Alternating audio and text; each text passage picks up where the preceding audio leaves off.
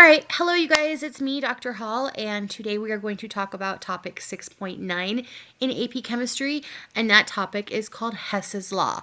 Your learning objective is to be able to represent a chemical or physical process as a sequence of steps. So what is Hess's Law? So in 1840, Henry Hess discovered a law that states that the enthalpy of a given chemical reaction is constant. So it remains the same regardless of whether the reaction happens in one step or over many different steps.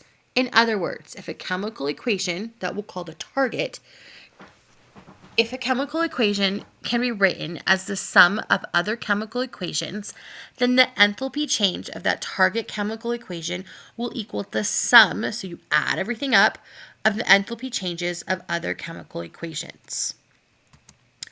Hess's law, it's based on the idea that enthalpy is a state function. And even though state functions are beyond the scope of this class, the idea of a state function is important to understand. And it basically means that the numerical value of a property does not depend on the path taken to find that value.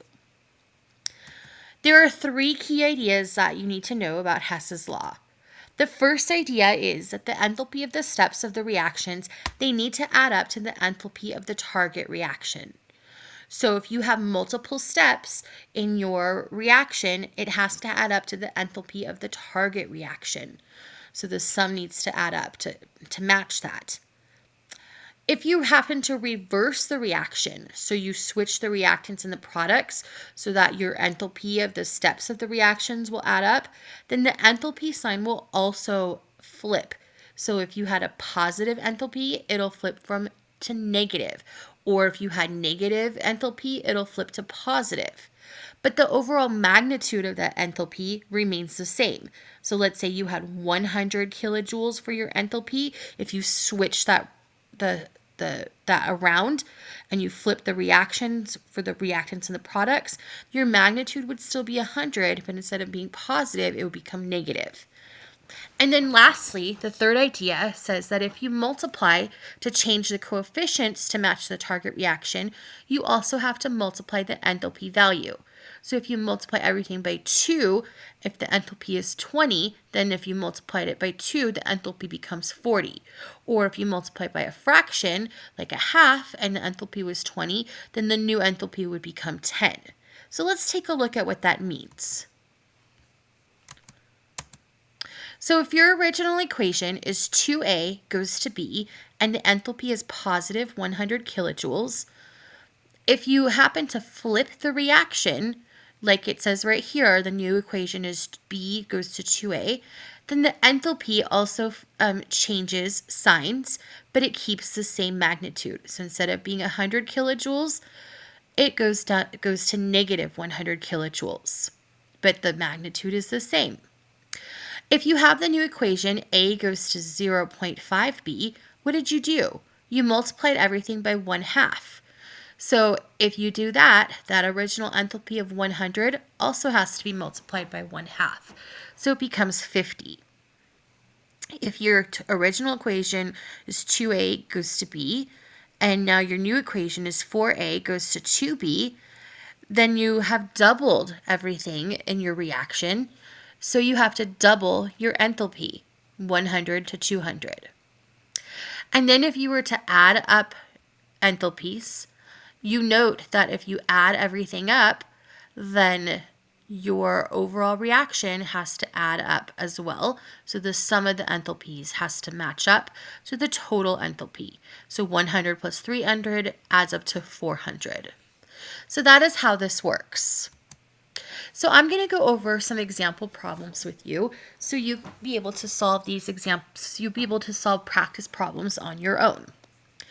So here's our first example. You have two equations, two reactions, N2 gas, so nitrogen gas, plus oxygen gas will give you 2 molecules of nitrogen monoxide gas. And the enthalpy of that reaction is 180 kilojoules per mole. Then you have another reaction, 2 molecules of nitrogen dioxide gas break down to yield 2 molecules of nitrogen monoxide gas plus oxygen gas. The enthalpy of that reaction is negative 112 kilojoules per mole. But the question says, given this information above, what is going to be the overall enthalpy change for the reaction given below? N2 gas plus 2 oxygen molecules of gas will give you 2 nitrogen dioxide gas molecules.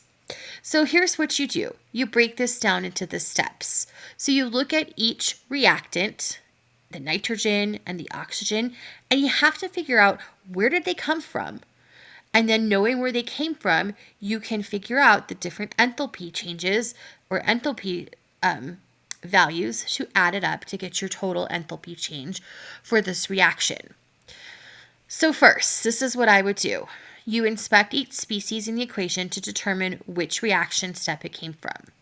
So if you look at the nitrogen, N2, it's clear that it came from step 1. This is step 1. The first equation at the top would be step 1. And then you have oxygen, and that came from 2 places. Oxygen came from step 1, but it also comes from step 2, but the sign has to be reversed.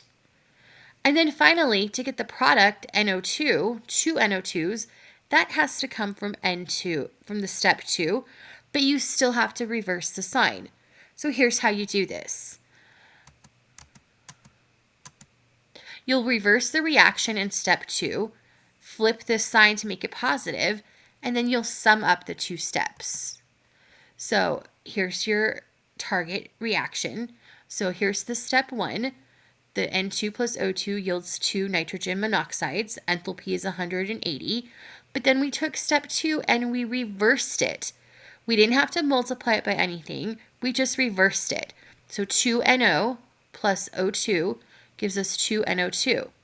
And since we reversed it, the sign of the enthalpy from the original step 2 got reversed, but the magnitude stayed the same. When we add everything up, N2 plus O2 plus 2NO plus O2 gives us 2NO plus 2NO2. You can see we could cancel out the NOs over here on the reactants and the products because they will cancel. And then you could add up the oxygen, so you could get 2 oxygen molecules. So then you'll get your target equation of N2 plus 2 oxygens gives us 2 NO2. So adding up the enthalpy values of each step, 180 plus 112, you will get a total of 292 kilojoules per mole. And that is going to be the overall enthalpy change for this reaction. Let's try another reaction. So here's example 2. Calculate the enthalpy for the reaction A plus 2B yields C plus 2D. If you have 2 steps that will be added together or do something to give you that overall reaction. Step 1, 4B plus 3E yields 2C, and the enthalpy of that reaction is 124 kilojoules. And then your second reaction, step 2, 2D plus 3 halves E gives us A, and the enthalpy of that reaction is negative 15 kilojoules. So looking right over here, you can see if we needed to get A, the only way to get A is to flip this second step. And flipping the second step, you'll also have to flip the sign, the sign of the enthalpy, so from negative 15 to positive 15. In order to get 2B from one of these steps, you'll have to take step 1 and you would have to multiply it by a half, because the only way to make 4B go to 2B is to multiply it by a half. So let's see how this will look. And of course, if you multiply this by a half, you'll also have to take into account that you have to multiply that enthalpy by a half. So again, here's what I just said. 2B needs to get multiplied by a half, and A needs to get flipped. When you rewrite this, you will get 2B plus 3 halves E. So again, multiplying this top one all by 1/2, 2B plus 3 halves E, and that will just give us C, because half of 2 is C. Half of 2C is just C. And then you have to divide that enthalpy by a half. So 124 divided by half will make 62. And then I told you that A has to be flipped in order to get A on the reactant side. So A will go to 2D plus 3 halves E. And since you flipped that reaction, you have to flip the sign of the enthalpy, but keep the magnitude. So if it goes from negative 15 to positive 15. Then you have to sum up the equations to get the overall equation. So if I add this up, I will get A plus 2B. And you notice that you have 3 halves E on the reactant side.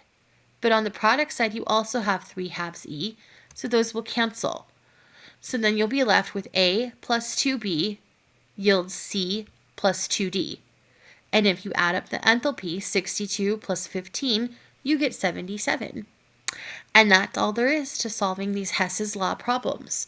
So it's just a matter of figuring out how can you get your different steps to make it so it matches up to the overall enthalpy and figuring that out. Good luck with your practice problems and let me know if you have any questions.